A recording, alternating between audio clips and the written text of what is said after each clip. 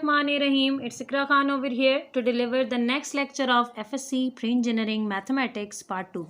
Chapter number 2 differentiation पर काम चल रहा था. 2.4 हम सॉल्व कर रहे थे.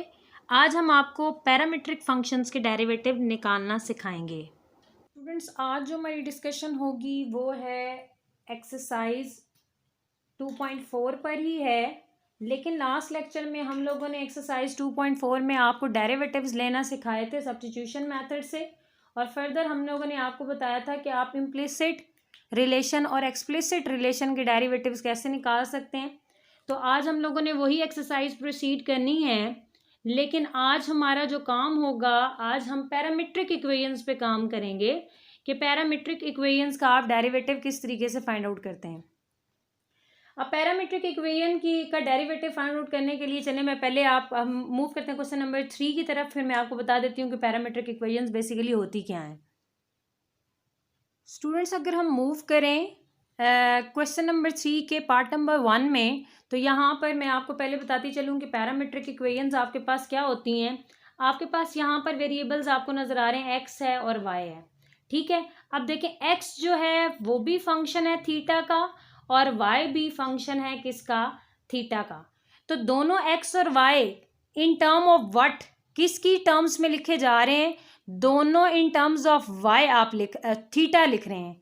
मतलब दोनों को आपने थीटा में एक्सप्रेस किया है. तो यहाँ पर जो आपके पास थीटा है बेसिकली ये आपके पास पैरामीटर है.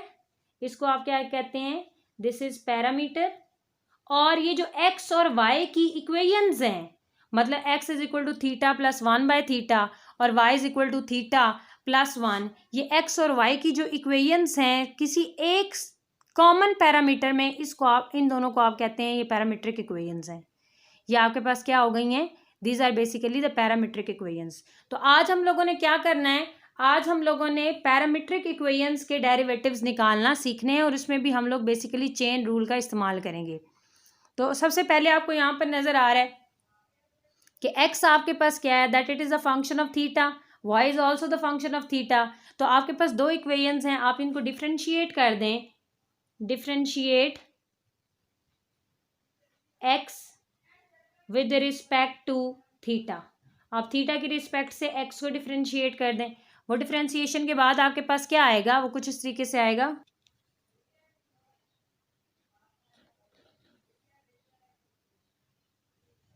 dx by d theta is equals to d theta by d theta plus d by d theta, और इस थीटा को मैं ऊपर लेके जा रही हूँ, उसको मैंने लिख लेना है थीटा पर -1. यहाँ पर अगर आप इसको गौर करें तो ये अपनी ही रिस्पेक्ट से डेरिवेटिव है, so it will reflect the answer 1. So here you get answer 1. और यहाँ पर आप पावर रूल लगाएंगे. रूल आपको क्या कहता है, पावर 1 स्टार्ट में, पावर में से एक कम, और विदाउट पावर आपने क्या ले लेना होता है, डेरिवेटिव ले लेना होता है. ये अपनी ही रिस्पेक्ट से आंसर रिफ्लेक्ट करेगा 1. तो इसका मतलब हुआ आपके पास आ गया 1 माइनस थीटा पार -3, थीटा पार माइनस, यहाँ पर -1 एक पार कम होती है, -2 हो जाएगी. तो उसको मैं पॉजिटिव तरीके से इस तरह से लिख दूंगी. ठीक हो गई बात. अब मज़ीद मैं इसको सिंप्लीफाई करना चाहूँ तो मैं मज़ीद सिंप्लीफाई करके एलसीएम लेके ये चीज़ लिख सकती हूँ. मीन्स आपने dx बाय d थीटा की वैल्यू फाइंड आउट कर ली है, क्योंकि x आपके पास फंक्शन था किसका, थीटा का. अब यही काम आप करेंगे दूसरी इक्वेशन के साथ. तो आप क्या लिखेंगे, differentiate y with respect to theta. क्योंकि पैरामीट्रिक इक्वेशंस हैं तो पैरामीटर आपका एक ही रहेगा, दोनों को आप थीटा की रिस्पेक्ट से डिफ्रेंशिएट करेंगे. तो डिफ्रेंशिएशन के बाद हमारे पास जो चीज़ बचेगी वो क्या बचेगी, वो ये बनेगी dy by D theta, that is equal to d by D theta. Theta को डिफ्रेंशिएट किया, फिर d theta into 1. Previous lectures में आप लोगों को थ्योरम्स ऑन डिफरेंशिएशन बताए गए हैं. जिन्होंने लेक्चर नहीं लिया वो डिस्क्रिप्शन में लिंक दिया गया, वो गो थ्रू कर सकते हैं कि कांस्टेंट का हमेशा डेरिवेटिव आपके पास 0 होता है और अपनी ही रिस्पेक्ट से डेरिवेटिव हमेशा 1 होता है। इसका मतलब क्या हुआ, here you are getting the answer of dy by d theta as 1। आपने यहाँ पर क्या ले लिया, आंसर आपका आ गया 1। अब यहाँ पर आपने चेन रूल लगाना है, by chain rule. Chain rule हम क्यों लगा रहे हैं, क्योंकि हम लोगों ने फाइंड आउट करना है dy by dx, लेकिन यहाँ पर तो हमने dx by d theta find out किया है और दूसरा dy by d theta find out किया है। तो जो रिक्वायरमेंट है वो फाइंड आउट करने के लिए आप लोगों ने यहाँ पर क्या, चेन रूल लगा दिया। चेन रूल भी प्रीवियस लेक्चर्स में आपको बताया गया। चेन रूल क्या है कि दोनों का कॉमन पैरामीटर क्या था, दोनों का कॉमन पैरामीटर आपके पास थीटा था।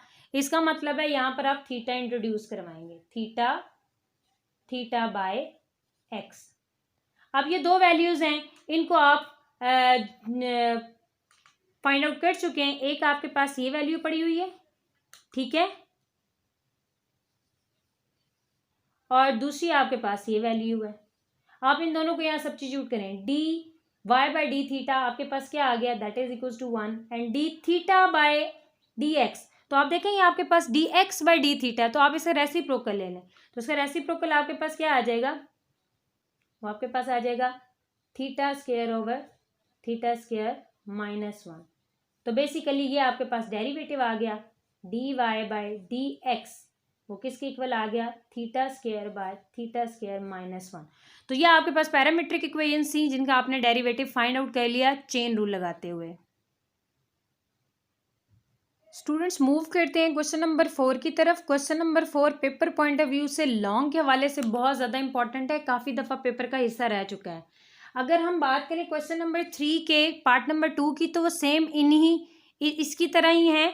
तो इसको अगर आप देख लेंगे तो वो आप इजीली सॉल्व कर सकेंगे। फिर भी अगर आप इसको सॉल्व करते हैं तो कोई प्रॉब्लम होती है तो आप कमेंट सेक्शन में आ सकते हैं, कोई मसला नहीं है, ठीक है। अब आप ज़रा यहाँ पर देखें, बेसिकली ये आपके पास हैं क्या, ये आपके पास पैरामीट्रिक इक्वेशंस हैं, क्योंकि x जो है वो फंक्शन है किसका, t का, और y जो है वो फंक्शन है वो भी t का। मतलब जब दो वैल्यूज किसी थर्ड कॉमन पैरामीटर का फंक्शन हो तो उनको हम पैरामीट्रिक इक्वेशंस कहते हैं। अच्छा, वो आपको कहता है कि आपने इस चीज़ को प्रूव करना है। इस चीज़ को प्रूव करने के लिए हमें बहुत साफ नज़र आ रहा है कि हमारे पास y की वैल्यू है, यहाँ पर हमारे पास x की वैल्यू है, यहाँ पर हमारे पास किसकी वैल्यू नहीं है, हमारे पास dy by D of x की वैल्यू नहीं है। तो dy by D of x की पहले वैल्यू फाइंड आउट करें, इस इक्वेशन में पुट करें, आपका क्वेश्चन सॉल्व हो जाएगा। अच्छा, आप सबसे पहले क्या करें, differentiate x with respect to t। With respect to t आप क्या कर दें, x को डिफरेंशिएट कर दें। t के रिस्पेक्ट से इसलिए किया है क्योंकि x बेसिकली फंक्शन ही t का है, ठीक है, x फंक्शन किसका है, t का, तो t के रिस्पेक्ट से डिफरेंशिएट किया। तो यहाँ पर आपके पास क्या आ गया, dx बाई डी टी, और यहाँ पर आपके पास कोशेंट रूल लगेगा, और कोशेंट रूल कुछ आपके पास इस तरह से है, 1 plus T square whole square 1 plus T square D by D T 1 minus T square 1 minus T square D by D T 1 plus T square. ये हमने क्वेश्चन रूल अप्लाई कर लिया यहाँ पर, 1 प्लस टी स्क्वायर, इसका derivative लें, derivative 1 constant होते हुए 0, इस पर आप क्या लगाएंगे, पावर रूल लगाएंगे। पावर रूल क्या कहता है, पावर स्टार्ट में पावर में से कम करेंगे तो 1 बन जाएगी, और विदाउट पावर टी का टी के रिस्पेक्ट से 1 आ जाएगा।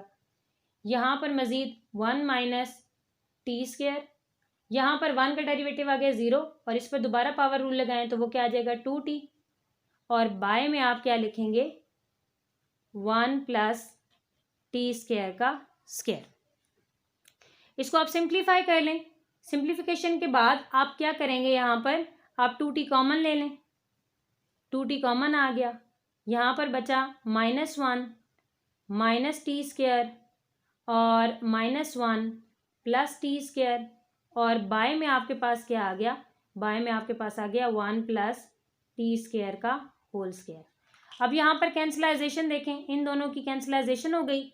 यहाँ पर -1 एंड -1 विल बी -2, और -2 मल्टीप्लाई होके -4t by 1 plus T square whole square generate कर देगा। मीन्स आप लोगों ने फाइंड आउट कर लिया dx बाय dt। इसी तरीके से अब आप क्या करेंगे, आप डिफ्रेंशिएट करेंगे किसको, y को करेंगे विद रिस्पेक्ट टू t। अब हम डिफ्रेंशिएट करने लगे हैं y को विद रिस्पेक्ट टू t, तो वो आपके पास क्या बनेगा dy बाई dt। और इस पर दोबारा आप क्या लगाएंगे, क्वोशिएंट रूल ही लगाएंगे। वो क्या बनेगा 1 प्लस टी का स्क्वायर और whole square, 1 plus T square derivative of numerator.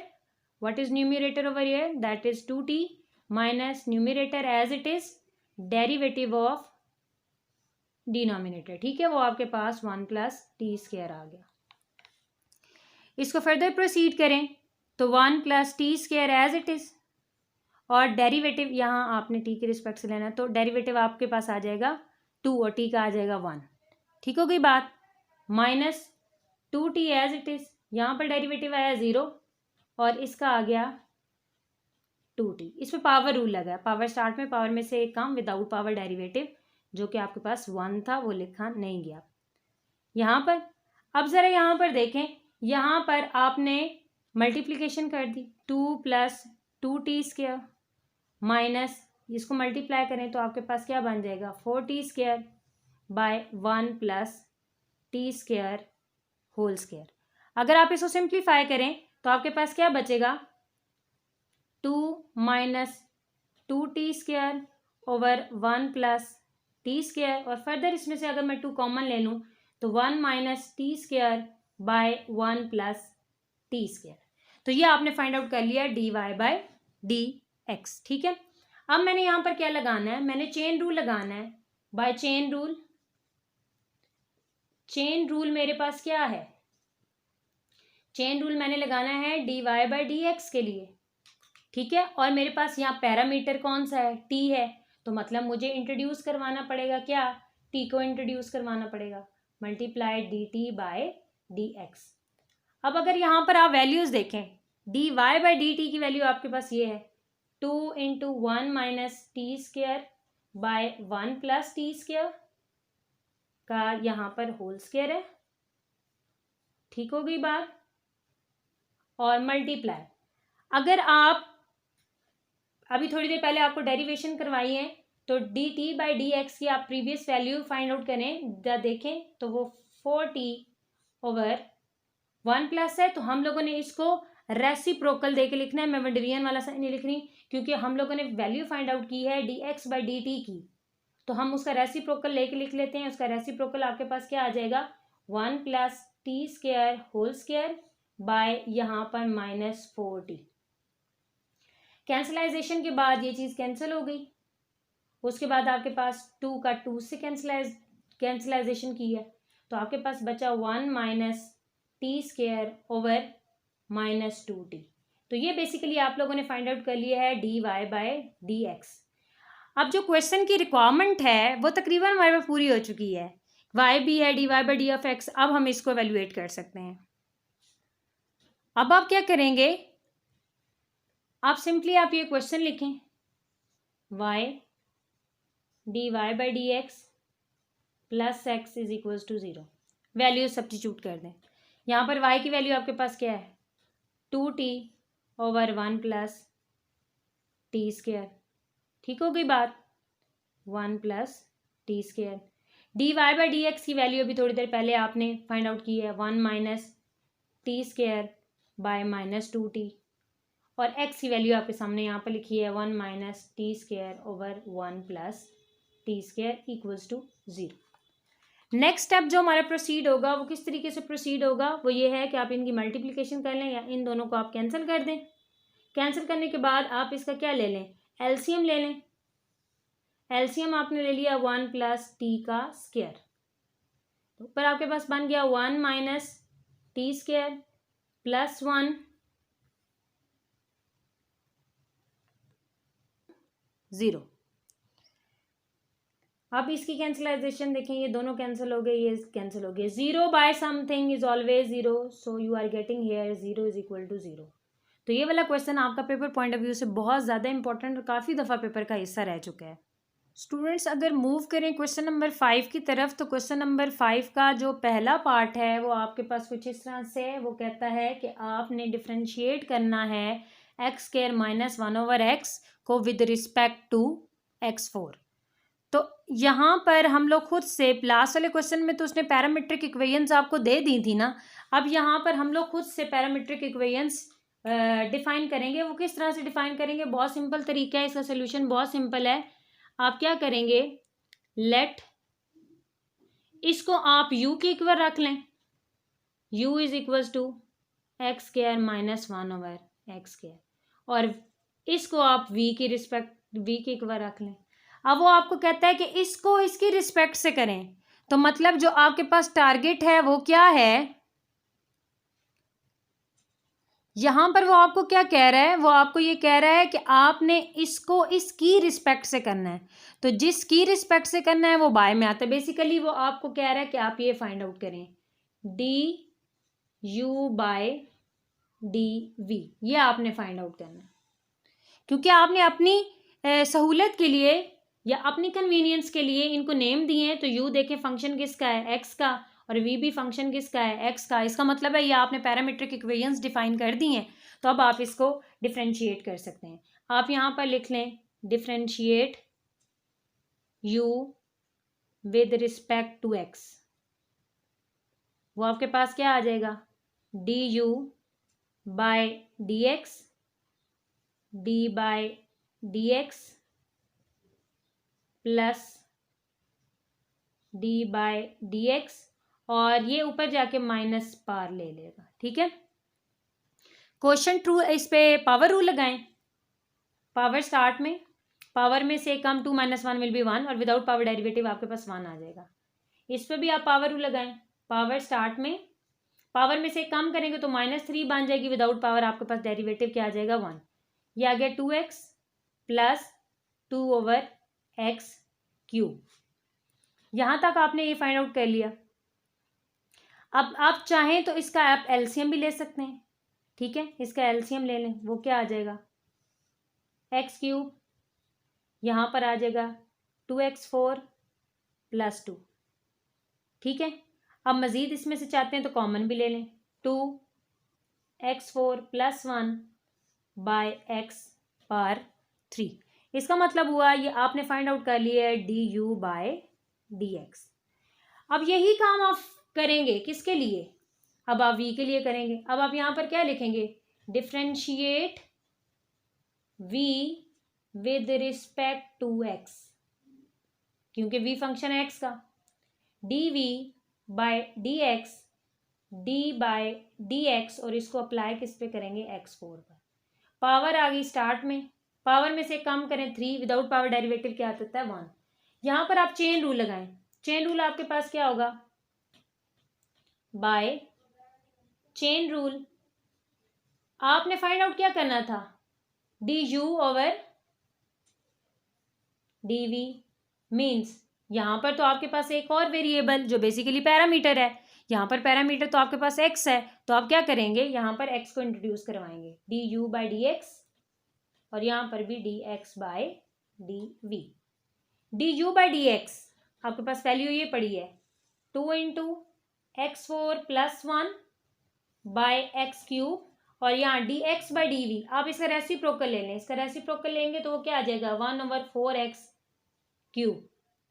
तो इसको जब आप सिंप्लीफाई करेंगे तो आपके पास जो डेरिवेटिव बनेगा वो कुछ इस तरह से बनेगा, x4 प्लस 1 बाय 2 से कैंसिल हो चुका है, और x6। तो ये बेसिकली आपने फाइंड आउट कर लिया d u by d v, means इस पहले फंक्शन को with respect to second function आपने डिफरेंशिएट कर लिया है।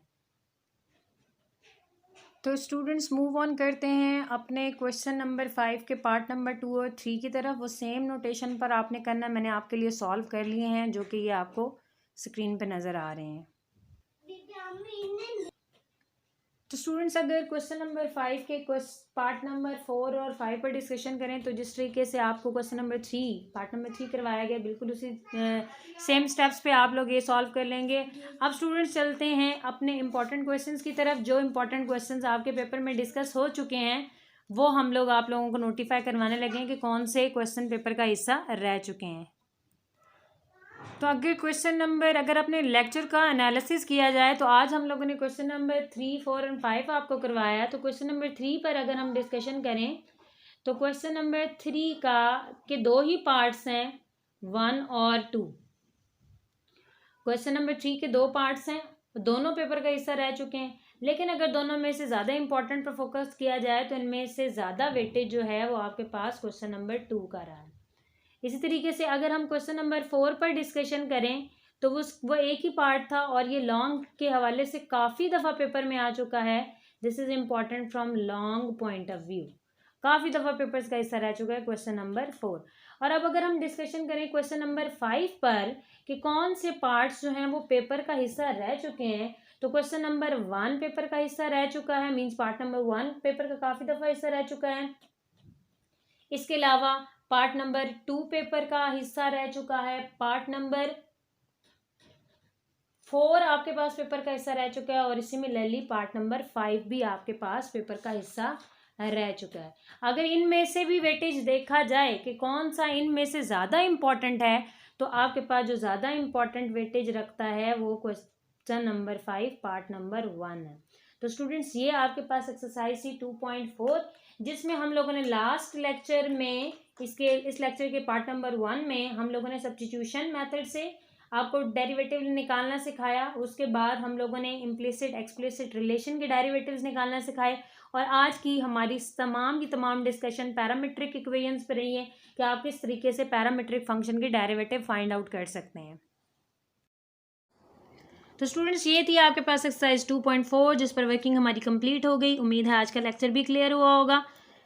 प्लीज़ बेल आइकन को प्रेस कर दें ताकि इस चैनल की रीसेंट अपडेट से आप अवेयर रहें।